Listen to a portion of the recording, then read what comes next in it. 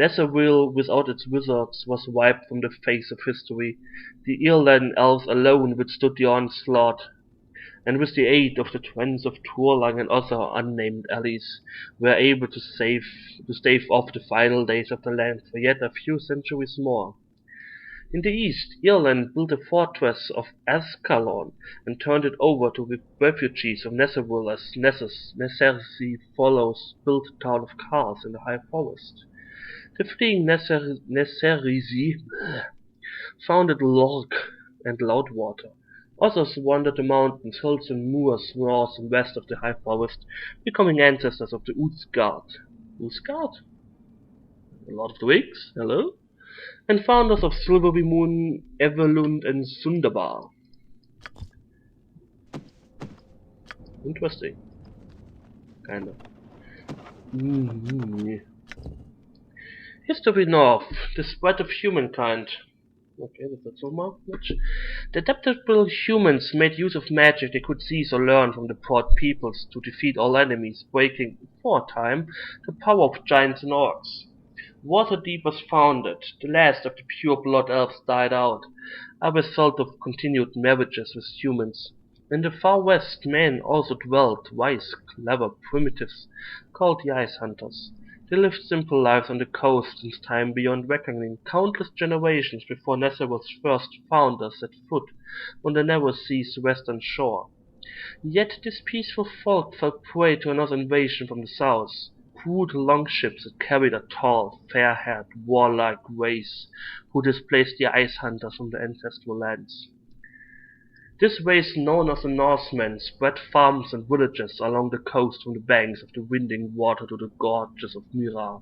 Norsemen warriors drove the simple ice hunters farther and farther north, forced the goblinoids back into the mountain haunts, and investigated the last counts of Ilefan. Within 500 years of the Norsemen's arrival, Ilefan was no more. Its residents had migrated to Evermead.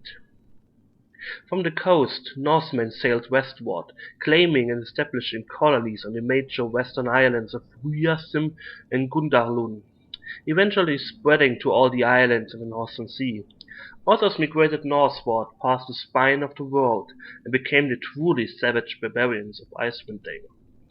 In the centuries that followed, Ascalon became Hellgate Keep when it fell into the hands of fiends and Ireland collapsed under the attack of a new orc horde. The elves fled southeast, joining with Norsemen, Nesseris, descendants and dwarfs to form what would later be known as the Fallen Kingdom. This realm was short-lived and collapsed under the next orcish invasion.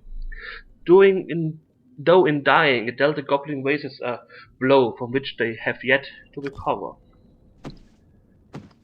Reading time! Come on. So, 2 more books. Right. History of the Drow. Oh, okay, that's interesting. History of the Drow, the Descendant. We know very little of the... I'm not going to pronounce this word. The Elves of the South before this crucial event. Even though they were known as Dark Elves for the hue of their skins, they dwelt in the jungles and hot forests of the South. A proud, warlike, culturally advanced, some sages of other elven people say decadent, folk, the attacked all neighbors, including other elven tribes. Their cruel raids and depredations ordered by warlike nobility and the clergy of the two cruel deities Gaunadau and Los forced elves, human, dwarves and others to ally against them. Defeated in a series of titanic magical battles, the Dark Elves fled into underground warrens they had earlier discovered. This event, known as the Descent, marked the end of the Drow as a surface-dwelling race. History of the Drow too, the Dark Wars. The warlike Drow nature did not change when they escaped the surface foes during the Descent. In fact, they immediately launched a series of wars to establish territories in the Underdark. They began by stealing and seizing dwarf magical items and using them against the dwarves, establishing an enmity that is still strong today. The Drow then fought among themselves, noble against noble, priest against priestess. for rule of the new realm. This all-out war ended amid great magical explosions that brought down the roof of the largest dwarven cavern they had seized. Great Bayrinden. The ceiling collapsed entirely, burying many drow in its shattered dwarven cities. The cavern, now open to the sky, became known as the Great Rift. The surviving drow nobles gathered where people, slaves and equipment they could seize and fled into the Underdark, in search of places to dwell. The scattering brought about the many rival self-interested cities where most drow live today. Like Menzoberranzan? What do you need? Oh, I still remember this game. It's not a bad game, but it was pretty long-winded and had its pretty boring moments. Oh, I made a let's play of it. You can check it out. So, saving time.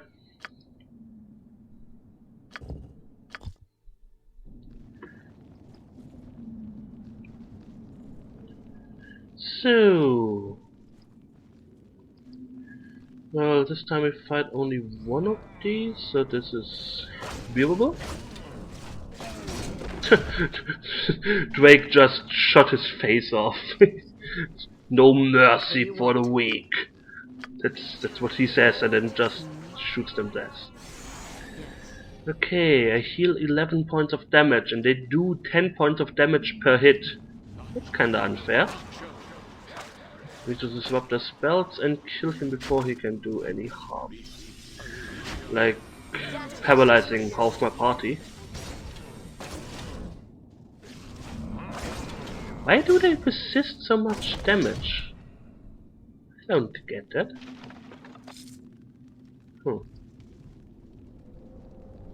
What's up? Sure. Hiding Shadows succeeded. Let's see. Trap sprung. Oh, she's asleep now. I'm listening. And still hidden. How? Oh well. Done. I just want to ask. Hidden Shadow succeeded, even though she's unconscious. Well, I guess she fell into a patch of shadows. Okay. 15 piercing damage. Run away! Holy Madoli.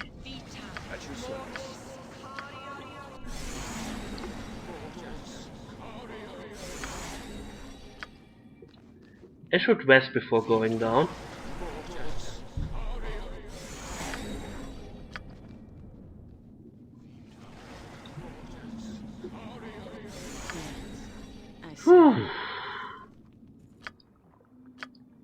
Holy Padoli. Rest. And I hope this is not like, oh, 20 viewbugs attack you while sleeping. What is it now? Righto.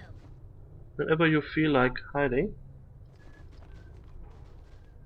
Okay, one more wheel back. An acolyte running around like an idiot. Okay. No, not leaving shadows. You leave shadows by when you change your weapon?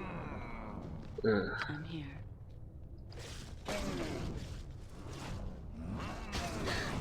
Okay, looks like the acolyte doesn't come with him. I see. I wanted to position her next to the acolyte, so when he starts casting that she can You want hit him. done. But I guess that's... Ooh, spell disrupted. Nice.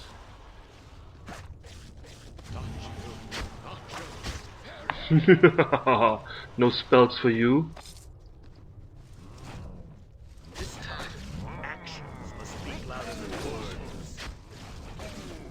You can use your sling again, Melina. Ready. And Ow. Something wrong? Yes, you're half dead. Didn't you notice that? what do you need? Yes. Hidden Shadows failed.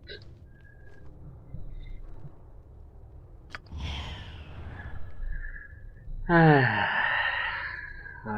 in the shadows. Thank you. Okay, what do we have here? Traps.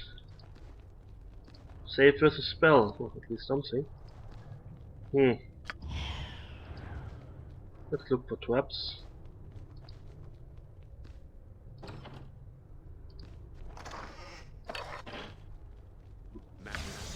Whoa! Run! Run! Very well. If he comes around this corner, kill him. He doesn't want to come around this corner? Hello!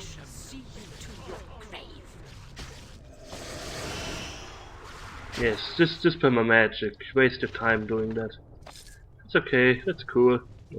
Ready. I'll get right on it.